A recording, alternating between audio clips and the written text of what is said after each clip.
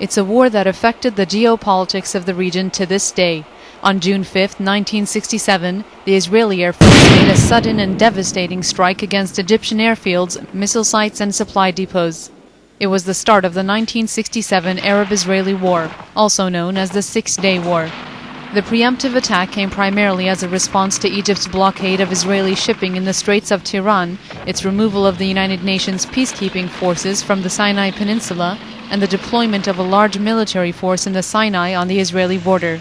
Israel launched simultaneous attacks against Egypt and Syria, which had also stationed its troops along its shared border with Israel in the Golan Heights. Jordan subsequently joined the fighting, but the Arab coalition, which suffered from weak leadership and internal frictions, was no match for Israel's armed forces.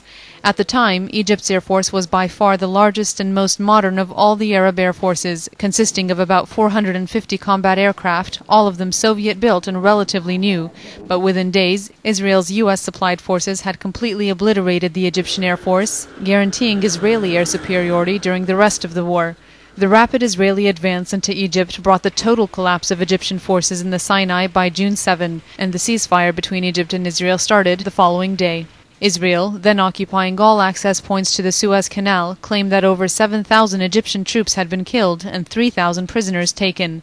In 6 days of fighting, Israel occupied the Gaza Strip and the Sinai Peninsula of Egypt, the Golan Heights of Syria, and the West Bank. But perhaps the greatest prize of all for Israel was the Jewish repossession of Jerusalem.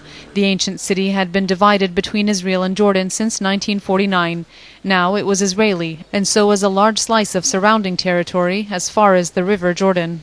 By the time the United Nations ceasefire took effect on June 11, Israel had more than doubled its size.